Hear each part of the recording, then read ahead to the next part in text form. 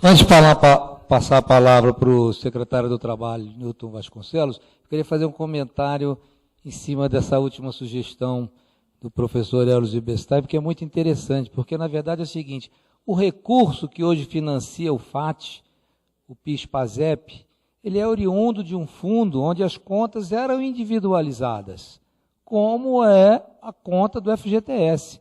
Cada trabalhador tem a sua conta. O FAT hoje é um fundo coletivo, não tem nome o dinheiro, o FGTS tem. Mas esse dinheiro do FAT é oriundo do antigo fundo PIS-PASEP, que ainda existe até hoje.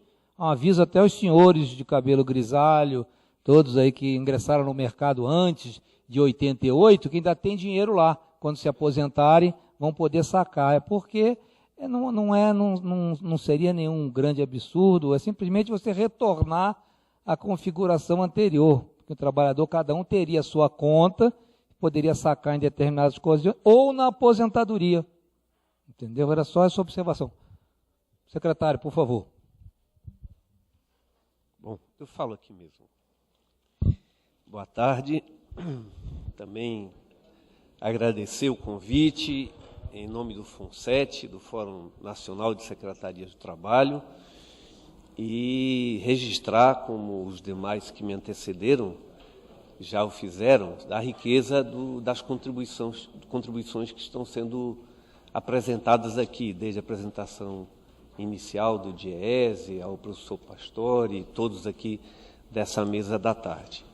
Naturalmente, meu olhar é menos no viés da teoria, ou até mesmo do pesquisador, porque não tenho me dedicado a isso, e sim das secretarias de trabalho, né, como é que elas veem isso.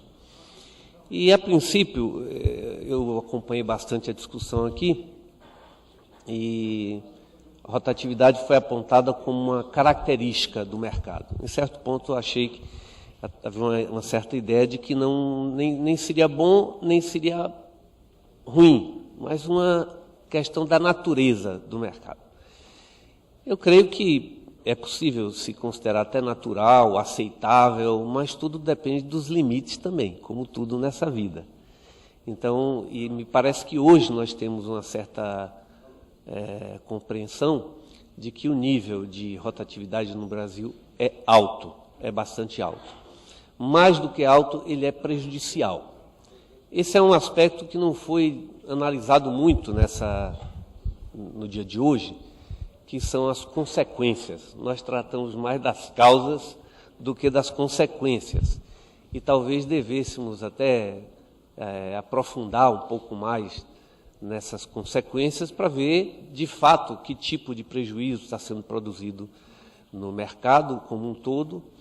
Mas é claro que a produtividade é um dos fatores aqui já bastante mencionados. Outro é o impacto sobre as contas públicas, e aí eu falo do FGTS, falo do FAT, mas também da arrecadação de tributos, naturalmente, que é afetada à medida que se afeta a produtividade. Também sobre as políticas públicas de intermediação de mão de obra. Nós, o Cine, que hoje é uma rede de aproximadamente 1.500 agências em todo o Brasil, administradas diretamente pelo Ministério do Trabalho, pelas secretarias estaduais ou secretarias municipais, em alguns casos outras organizações, elas atendem um determinado montante desse número de contratações que é feito anual. Tomando o nosso exemplo do meu estado, algo em torno de 7% dos contratados, 7%, 8%, variando um pouco, passa pelas agências do Cine, são contratados através do Cine. Então, é óbvio que esse número ele é maior se nós não tivéssemos, do que se tivesse uma rotatividade menor. Se a rotatividade fosse menor, menos trabalhadores viriam às portas do serviço público de emprego, do Cine, e, portanto, nós poderíamos, inclusive, oferecer outras alternativas, outros encaminhamentos, como aqui, inclusive, já foi sugerido, de que possamos até monitorar ao longo do recebimento desse benefício para orientar o trabalhador, e não apenas naquele primeiro momento onde é feita a habilitação para o seguro-desemprego, e depois ele passa a recolher e não mais temos contato. A não ser no caso da qualificação profissional, que, para se ter uma ideia, em janeiro o Pronatec chegou a algo em torno de 5,7, se não me falha a memória, milhões de matrículas. Isso aí em diversas modalidades, não apenas aquela chamada FIC, Formação Inicial Continuada, que é o equivalente dos cursos de qualificação que eram ministrados através do Ministério do Trabalho e que agora estão sendo encerradas, né? Não mais teremos qualificação pelo Ministério do Trabalho.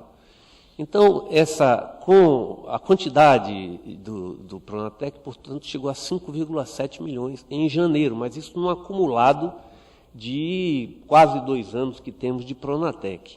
Então, se compararmos aqueles especificamente que acessaram o Sistema Nacional de Emprego para fazer a habilitação para receber o seguro-desemprego, nós não teríamos condição de atender, mesmo com o aumento extraordinário que tivemos na oferta de curso de qualificação. O que é um elemento importante, né, para esse perfil que nós temos dos nossos trabalhadores, a elevação que se observa no nível de qualificação deles. Há outros fatores que nós poderíamos considerar de impacto, e um pouco comentado, que é o impacto sobre o trabalhador, né? O que impacto nós teríamos? Impacto sobre as condições de trabalho, impacto sobre as condições de vida, de remuneração. Em alguns casos, se enfatiza, a meu ver, demasiadamente, porque não há elemento suficiente para tornar como responsável por certas distorções no mercado a atitude egoísta, né, como se diz em economia, atitude, enfim, que seria de tentar, de alguma forma, através de meios não muito adequados, a obtenção, o saque, seja do seguro-desemprego, seja do FGTS, etc. Isso é absolutamente residual, na minha maneira de ver. Não deve ser, se nós começarmos por aí, para tentar identificar as causas, enfim, da situação da rotatividade, nós não vamos chegar a um lugar adequado, né? Acho que hoje foram reveladas aqui informações que ajudam muito a nós encontrarmos essa situação. A principal delas é essa compreensão de que as demissões que são motivadas ou iniciadas pela empresa, elas se mantêm num nível relativamente estável, né? E essas que são as importantes, porque as demais, que são de natureza movidas pelo interesse do trabalhador, no caso específico do FAT, não há impacto direto, porque eles não acessam, através desse mecanismo, o seguro-desemprego. Então, reforçando um pouco essa ideia de que esse caminho de que a burla talvez seja a consequência, não acredito. É um fenômeno de mercado que acho que precisávamos avaliar, aprofundar mais e mais essa discussão. É claro que o fato de nós mantermos nesse patamar o nível de desligamento não é absolutamente confortável. Eu esperei, confesso, ao longo do dia, e tenho procurado, não tenho sido muito feliz, de parâmetros internacionais. O professor aqui trouxe uma contribuição que não é do DIEESE, não é exatamente na mesma linha, ou seja, não é o grau de rotatividade, mas é o de estabilidade no emprego, né, que é a outra face, podemos dizer, embora haja diferenças, né? Mas, de qualquer forma, o que sai desses números é, no mínimo, apontar para que nós vivemos num quadro bem diferente de outras economias importantes e de características similares à nossa, pelo menos de tamanho da economia. Então, há, sim, que se buscar alternativas para equacionar esse fenômeno, né, que é a alta rotatividade. Então, acho que daqui para frente nós deveríamos, então, aqui já foram apresentados vários dados, não serei repetitivo, mas também não consegui assimilar todos, o tratamento que deve ser dado ao caso das empresas que são optantes do Simples é uma delas, mas também as empresas que estão focadas na terceirização. Tudo isso acho que são caminhos que nós devemos começar a trilhar, né? Ou seja, descer o foco, né? Olhar com mais objetividade o problema, com mais detalhe, e procurar, então, encontrar essas saídas. Concretamente, para nós, das secretarias estaduais, é claro que de todos os problemas, o que mais toca é a dificuldade de continuar financiando o sistema público através do FAT, né? Então, não há o recurso do seguro-desemprego e do abono salarial, eles tomaram, por assim dizer, mas é absolutamente legítimo, porque foi criado para isso. Os outros são acessórios, né? A intermediação, a qualificação eram originalmente vistas como elementos acessórios, o CAGED, a CBO, tudo isso que é financiado através desse sistema. Mas, talvez, se não houve alteração em termos do número de desligamentos pelas empresas, e houve um aumento, no caso, que é o que interessa das empresas, não houve, claro que o aumento do salário mínimo, a valorização, teve uma implicação fortíssima, né? Nós tivemos uma valorização muito expressiva nesse período.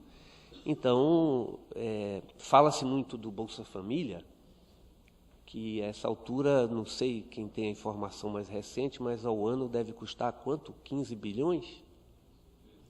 13? Por aí, um número dessa ordem. Nós estamos falando de 40 bilhões aqui, entre o seguro-desemprego e o abono salarial. Então, é algo de uma força 3 vezes, né, maior do que o Bolsa Família. Eu falo em termos de injeção, de capacidade de mover a economia, que ao final representa isso. Então, não é um problema qualquer, não é um problema de pouca importância, e acho que por isso mesmo nós deveríamos continuar perseguindo uma solução.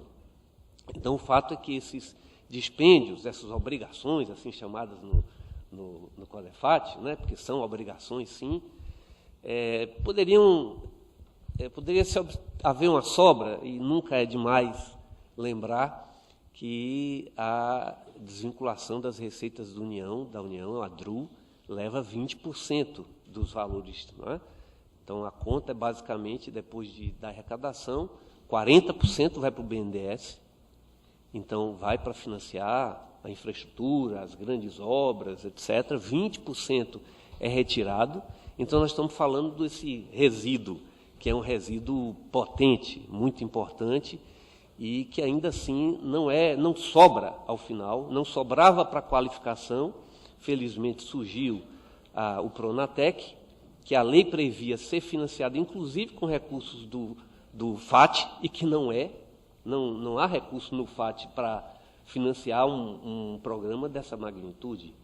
E mesmo para a qualificação profissional, ou melhor dizendo, para a intermediação de mão de obra, os estudos contratados pelo próprio Ministério varia de estado para estado, mas vamos colocar uma média de 20% a 25% do sistema é financiado pelo Ministério do Trabalho, pela União.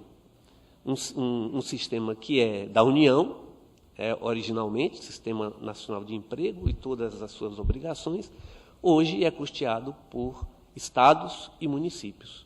Então, é sobre isso que nós queremos também falar, porque é claro que o fundo de participação dos estados também tem diminuído, e tem diminuído porque as contribuições aumentam, mas os tributos diminuem, as desonerações estão ocorrendo sobre os tributos. Então, se por esse lado reduz o FPE, aumentam, de outro, as obrigações de estados e municípios. Então, de fato, reitero aqui, importantíssimo continuarmos investigando e atacando o problema. Muito obrigado.